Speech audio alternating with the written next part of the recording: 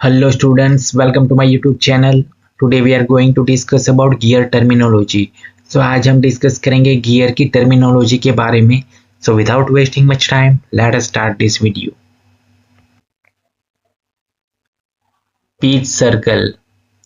It is an imaginary circle which by pure rolling action produces the same effect as the actual gear. So over here you can see the gear terminology.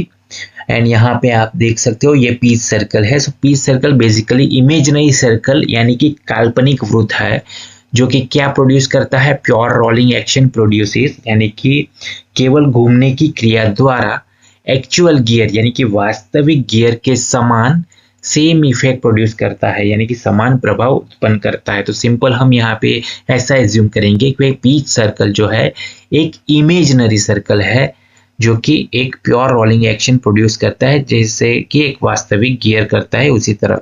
तो यहाँ पे आप इस image में देख सकते हैं ये जो है पीच सर्कल. सो आपको सिंपल इस तरह का फिगर ड्रॉ करना है और यहाँ पे आपको इंडिकेट करवाना है कि ये है पीच सर्कल, राइट, जिसको हम बोलेंगे इमेजिनरी सर्कल जो कि रोलिंग एक्शन प्रोड्यूस करता है जैसे एक्चुअल गियर जो करता है उसी तरह से. Pitch point. It is the point of contact between the pitch circles of two gears in mass. So यहाँ पे आप देख सकते हो कि सपोज ये हमारा एक गियर है और यहाँ पे एक दूसरा गियर है. दूसरा गियर का ये टीथ दिखाया गया है और ये जो पहला गियर था उसका ये टीथ है.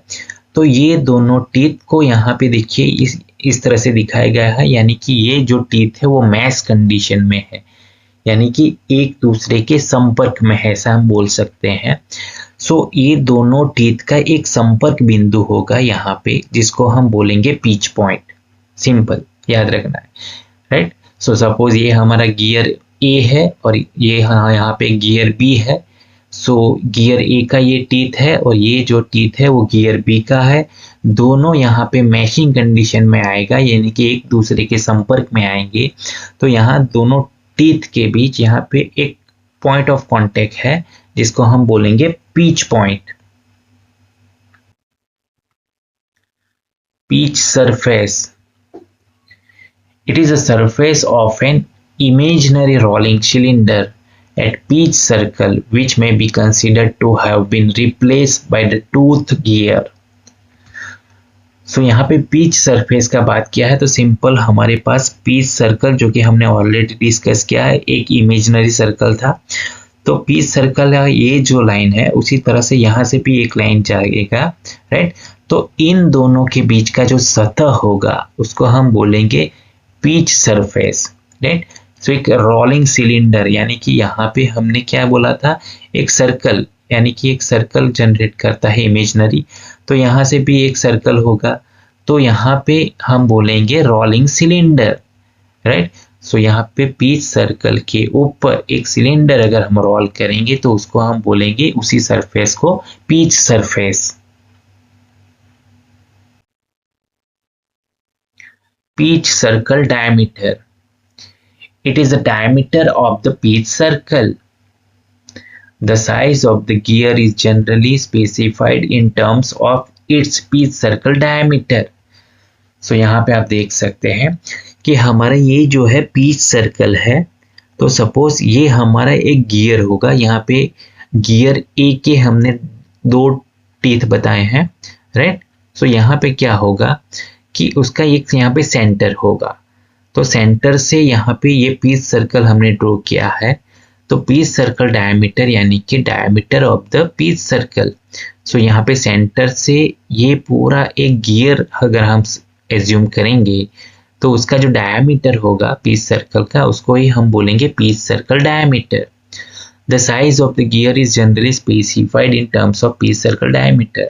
यानी कि जो भी गियर होता है वो आम तौर पर उसका जो पीच सर्कल का जो व्यास है उसके आधार पर उसको निर्दिष्ट किया जाता है यानी कि पहचाना जा सकता है, ऐसा हम बोल सकते हैं.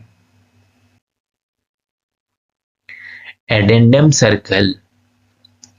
It is a circle passing through the tips of the teeth and concentric with the pitch circle. सो यहाँ पे देखिए, पहले यहाँ पे आप देख सकते हैं, यहाँ पे लिखा है एडेंडम सर्कल। सो ये जो सर्कल जा रहा है उसको हम बोलेंगे एडेंडम सर्कल। जो कहाँ पे है, सपोज ये हमारा टीथ है, टीथ के ऊपर का टॉप, यानी कि ये जो टीप बोला जाएगा, यानी कि टीथ का जो ऊपरी पोर्शन है उसको हम टीप बोलेंगे, टीथ का। तो यहाँ से एक सर्कल पास होता है जिसको हम बोलेंगे एडेंडम सर्कल। और concentric with the pitch circle, यानी कि हमारा जो पीच सर्कल है उसका भी केंद्र सेम रहेगा। सो यहाँ पे केंद्र से हमने पीच सर्कल बनाया था, तो उसी तरह से इसी केंद्र से हम यहाँ पे एक एडेंडम सर्कल बनाएंगे, लेकिन वो कहाँ से पास होगा, हमारा टीथ का जो टॉप पोर्शन है यानी कि टीप है वहां से वो सर्कल पास होगा। डिडेंडम circle, it is a circle passing through the roots of the teeth and concentric with the pith circle। सो यहाँ पे आप देख सकते हो ये जो लाइन है उसको यहाँ पे लिखा है डिडेंडम सर्कल, यानी कि अब हम ऐसा कहेंगे कि यहाँ से एक सर्कल पास होगा जो कहाँ पे है, हमारा जो टीथ है, टीथ का यही रूट हुआ, ये उसका जो टीप था यानी कि टॉप भाग था, तो इसका ये रूट है। सो रूट में से एक, टीथ के रूट में से एक सर्कल पास होगा जो कैसा होगा, कॉन्सेंट्रिक विथ पीस सर्कल, यानी कि उसका सेंटर भी पीस सर्कल का जो सेंटर था वही होगा। तो उसी सेंटर से हम हमारा जो टीथ का जो बॉटम पार्ट है यानी कि रूट्स है वहां से एक सर्कल पास करेंगे, उसको हम बोलेंगे dedendum circle. Addendum, distance between the addendum circle and the peach surface। So यहाँ पे आप एडेंडम देख सकते हैं, यहाँ पे इंडिकेट किया है एडेंडम, यानी कि वो डिस्टेंस है हमारा एडेंडम सर्कल का। तो ये हमारा एडेंडम सर्कल हुआ, उसी तरह से ये भी हमारा एडेंडम सर्कल हुआ। सो एडेंडम सर्कल से हमारा जो पीच का सरफेस है यानी कि ये सरफेस है उसको हम बोलेंगे एडेंडम। सो यहाँ पे देखिए ये एडेंडम है। Dedendum, distance between the pitch surface and the dedendum circle. So ये हमारा डिडेंडम सर्कल है, यानी कि ये वाला डिडेंडम सर्कल है, और डिडेंडम सर्कल से हमारा जो कि पीच का सरफेस है यानी कि ये हमारा पीच सर्कल था, तो ये हमारा पीच का सरफेस हुआ। तो उन दोनों के बीच का जो डिस्टेंस है उसको हम बोलेंगे डिडेंडम।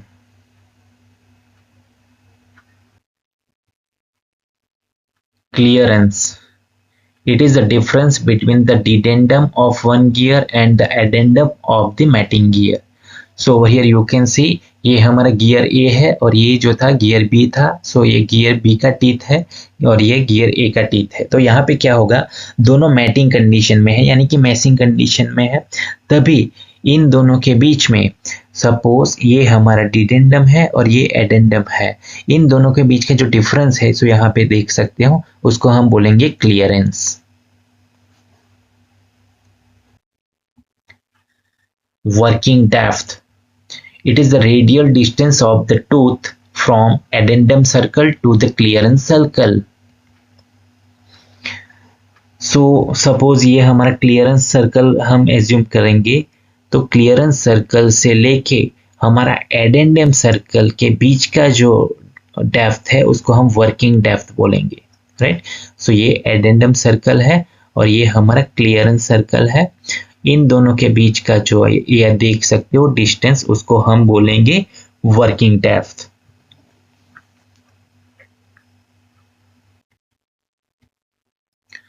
Total depth, it is the sum of addendum and dedendum or the radial distance from the addendum circle to the dedendum circle।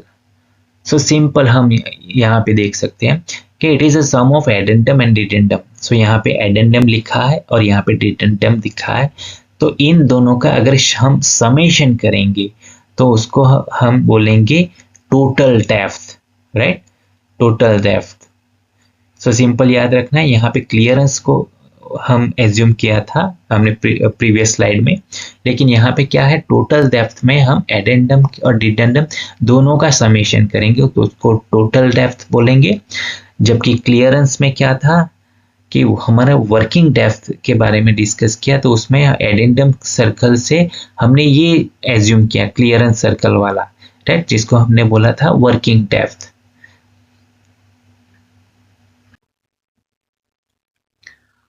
Tooth thickness. It is the thickness of the tooth at pitch circle. So tooth thickness यहाँ पे देखिए, ये हमारा एक gear का teeth है, तो teeth का ये जो पीच सर्कल यहाँ से पास हो रहा है, पीच सर्कल, राइट, तो उसका थिकनेस यहाँ से ये पॉइंट से लेके यहाँ तक जो है उसको हम बोलेंगे टूथ का थिकनेस, राइट। तो यहाँ पे मेंशन किया हुआ है टूथ थिकनेस, तो it is the thickness of the tooth at pitch circle, यानी कि ये पीच सर्कल के पास यहाँ पे ये दोनों पॉइंट है जिसको हम बोलेंगे tooth thickness. Face of tooth, it is the portion of the tooth above the pitch surface. तो ये हमारा पीच सर्कल था, यानी कि यहाँ से भी यही पॉइंट पास होगा, तो पीच सर्कल। सो ये जो सतह है उसको हम बोलेंगे पीच सरफेस, लेकिन the portion of the tooth above the pitch surface, यानी कि पीच सरफेस का ऊपर का जो भाग है उसको हम फेस ऑफ टूथ बोलेंगे, यानी कि ये पॉइंट से ऊपर का भाग, ये वाला पीच सर्कल ये यहाँ पे है, यानी कि पीच सर्कल यहाँ पे भी होगा। सो इन दोनों पॉइंट का जो ऊपर का भाग है उसको हम बोलेंगे face of tooth. Flank of tooth, it is the portion of the tooth below the peach surface. So over here you can see ये हमारा पीच सर्कल, सो यहाँ से एक पीच सर्कल जाएगा, तो ये हमारा क्या हुआ, पीच सरफेस हुआ। तो पीच सरफेस का बिलो, यानी कि ये जो नीचे का भाग है उसको हम बोलेंगे flank of tooth. Base circle, it is the circle from which involute is generated for gears having involute tooth profile. So एक ऐसा सर्कल जहां से इनवॉल्यूट जनरेट होता है गियर का, यानी कि एक इनवॉल्यूट टूथ प्रोफाइल जनरेट होता है जिसको हम बोलेंगे बेस सर्कल। तो यहाँ पे देखिए, यहाँ पे हमने क्लियरेंस जो बताया था कि डिडेंडम सर्कल और हमारा जो ये टीथ था उसका हमने एडेंडम लिया था, इन दोनों के बीच में क्लियरेंस दिखाया था। सो क्लियरेंस के ये जो पोर्शन में डॉटेड वाला लाइन दिख रहा है उसको हम बोलेंगे बेस सर्कल, राइट। सो ऐसा सर्कल जहां से इनवॉल्यूट जनरेट होगा, यानी कि इनवॉल्यूट प्रोफाइल जनरेट होगा, जिसे हम बोलेंगे बेस सर्कल। सो यहाँ पे इंडिकेट किया है base circle. Pressure angle, it is the angle between the line of action and the common tangent to the pitch circles. So simple हम यहाँ पे ये देख सकते हैं कि ये हमारा pitch सर्कल का लाइन है, राइट, pitch सर्कल। तो यहाँ पे क्या कहा गया है, angle between the line of action and common tangent of the pitch circle, यानी कि pitch सर्कल का यहाँ पे एक हम टेंजेंट ड्रॉ करेंगे, यानी कि इस तरह से टेंजेंट ड्रॉ करेंगे, और ये जो पॉइंट है वहां से हम एक स्ट्रेट लाइन ड्रॉ करेंगे, राइट। तो इन दोनों के बीच में एक एंगल जनरेट होगा जिसको हम बोलेंगे प्रेशर एंगल। तो सिंपल याद रखना है कि हमारा जो पीच सर्कल है वहां पे हम टेंजेंट ड्रॉ करेंगे, यानी कि यहाँ से इस तरह से एक टेंजेंट लाइन आएगा और यहाँ जो पॉइंट है वहां से एक स्ट्रेट लाइन ड्रॉ करेंगे। सो इन दोनों के बीच का जो एंगल बनेगा उसको हम प्रेशर एंगल बोलेंगे। द लोड और pressure between the gears is transmitted along the line of action, यानी कि जो गियर्स का लोड होता है, प्रेशर होता है, वो यहाँ पे ही ट्रांसमिट होता है लाइन ऑफ एक्शन पे।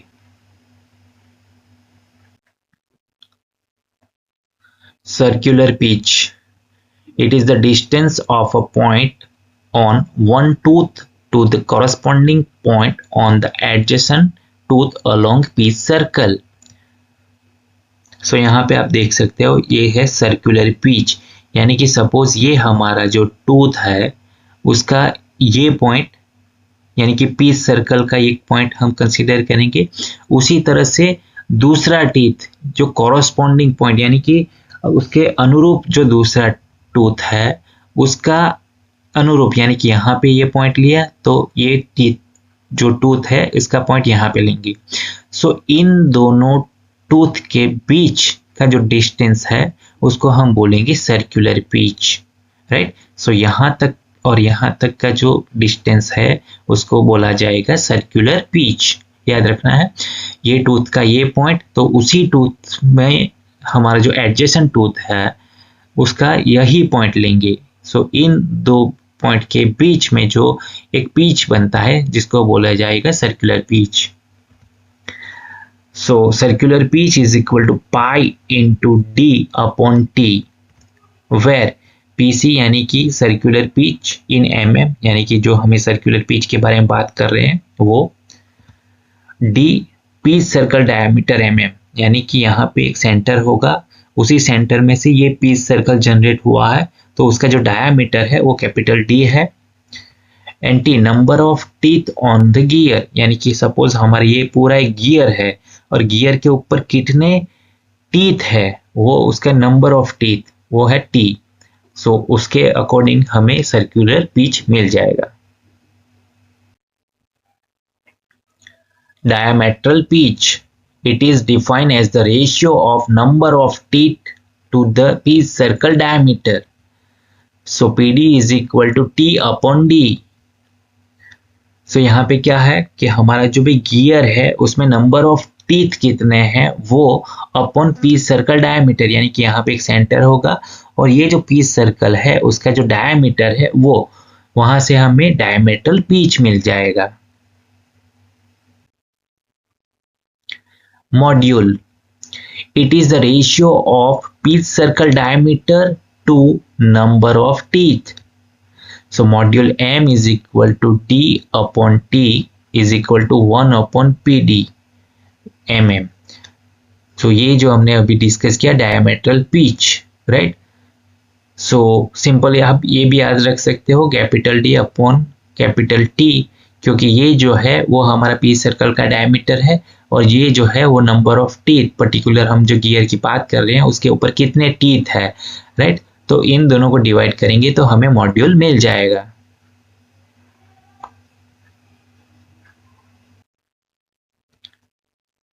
Lead angle, it is the acute angle between the tangent to the helix and plane perpendicular to the axis of cylinder. So over here you can see lead angle, यानी कि suppose हमारा ये जो है ये helix है, यानी कि एक हेलिकल गियर है और उसके ऊपर ये हेलिक्स थ्रेड है, तो ये जो है हेलिक्स एंगल। तो यहाँ पे क्या होगा, ये जो हेलिक्स है उसके ऊपर हम एक टेंजेंट ड्रॉ करेंगे, यानी कि ये है वो टेंजेंट, और दूसरा कि plane perpendicular to the axis of the cylinder, यानी कि सिलेंडर का जो एक्सिस है उसके परपेंडिकुलर एक लाइन रहेगा ये वाला। तो इन दोनों के बीच में जो डिस्टेंस है उसको हम लीड एंगल बोलेंगे।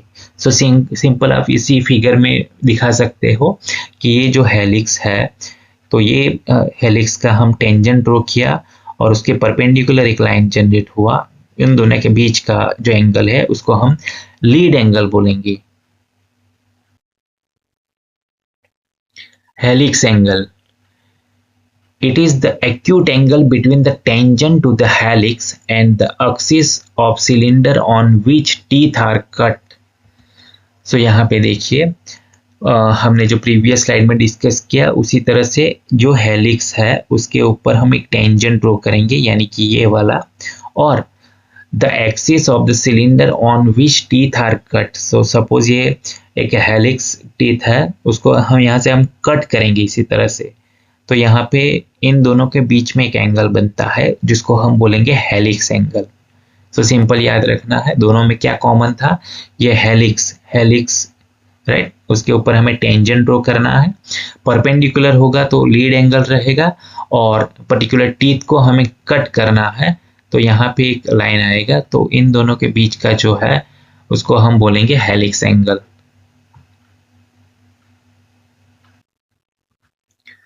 Thank you for watching. Like, comment, share and subscribe to my channel.